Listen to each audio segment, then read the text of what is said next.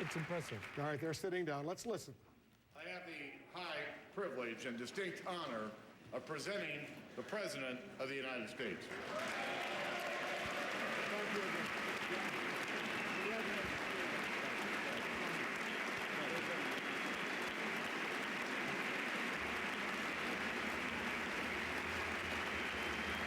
Thank you. Thank you so much. Thank you so much. Thank you very much.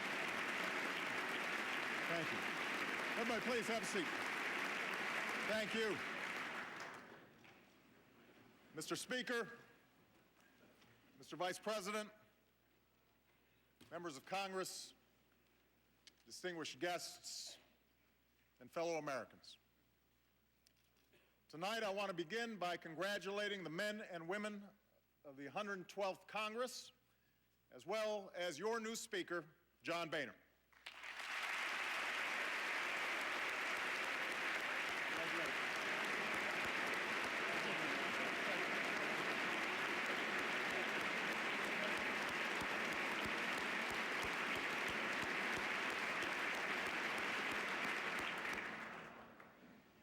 And as we mark this occasion, we're also mindful of the empty chair in this chamber, and we pray for the health of our colleague and our friend, Gabby Giffords.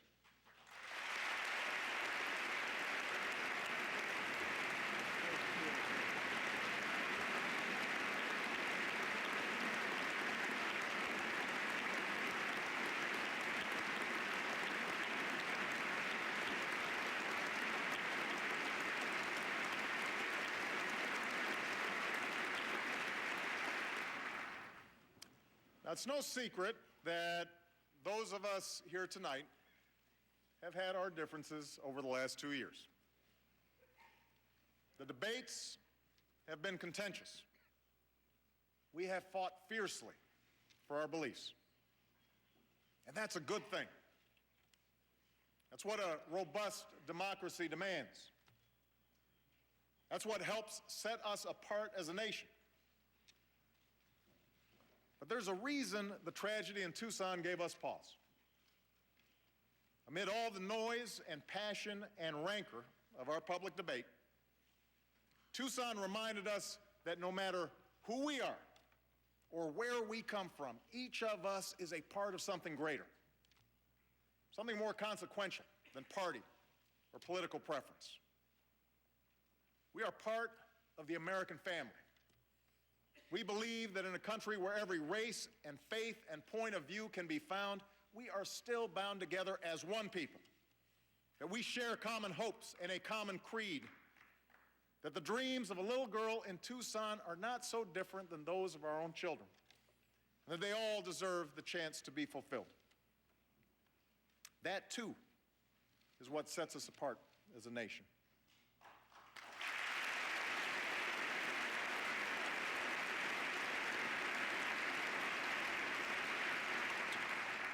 Now, by itself, this simple recognition won't usher in a new era of cooperation.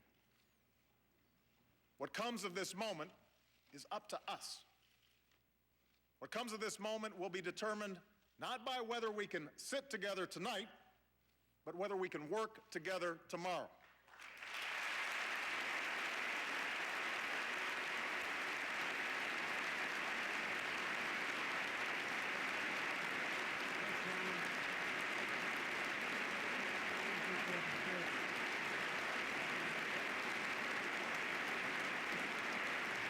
I believe we can, and I believe we must.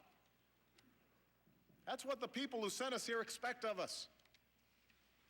With their votes, they've determined that governing will now be a shared responsibility between parties. New laws will only pass with support from Democrats and Republicans.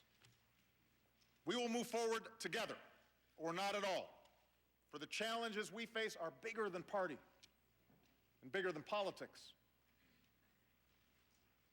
At stake right now is not who wins the next election.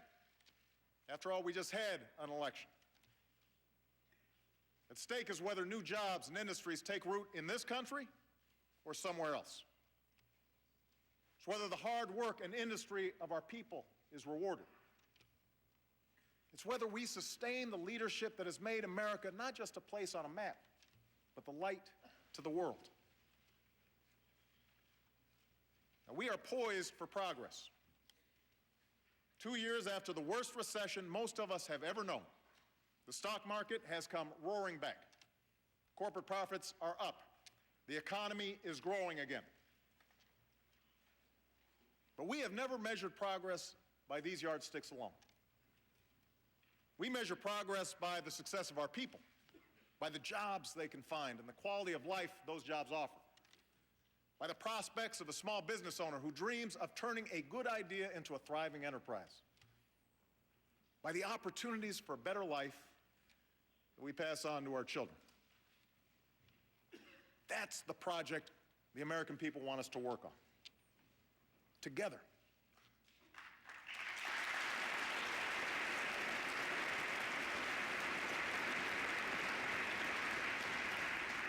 Now, we did that in December. Thanks to the tax cuts we passed, Americans' paychecks are a little bigger today. Every business can write off the full cost of new investments that they make this year. And these steps, taken by Democrats and Republicans, will grow the economy and add to the more than 1 million private sector jobs created last year. But we have to do more.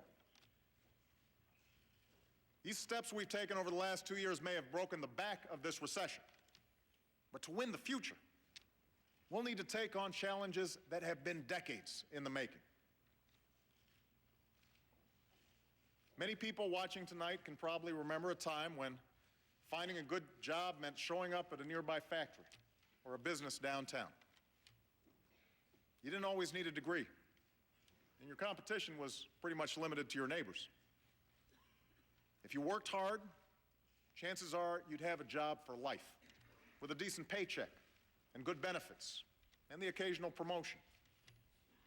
Maybe you'd even have the pride of seeing your kids work at the same company. That world has changed. And for many, the change has been painful. I've seen it in the shuttered windows of once booming factories, in the vacant storefronts on once busy main streets. I've heard it in the frustrations of Americans who've seen their paychecks dwindle or their jobs disappear. Proud men and women who feel like the rules have been changed in the middle of the game. They're right.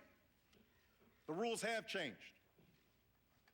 In a single generation, revolutions in technology have transformed the way we live, work, and do business. Steel mills that once needed 1,000 workers can now do the same work with 100. Today, just about any company can set up shop, hire workers, and sell their products wherever there's an internet connection. Meanwhile, nations like China and India realized that with some changes of their own, they could compete in this new world. And so they started educating their children earlier and longer, with greater emphasis on math and science. They're investing in research and new technologies. Just recently, China became the home to the world's largest private solar research facility and the world's fastest computer. So yes, the world has changed. The competition for jobs is real. But this shouldn't discourage us. It should challenge us. Remember, for all the hits we've taken these last few years, for all the naysayers predicting our decline, America still has the largest, most prosperous economy in the world.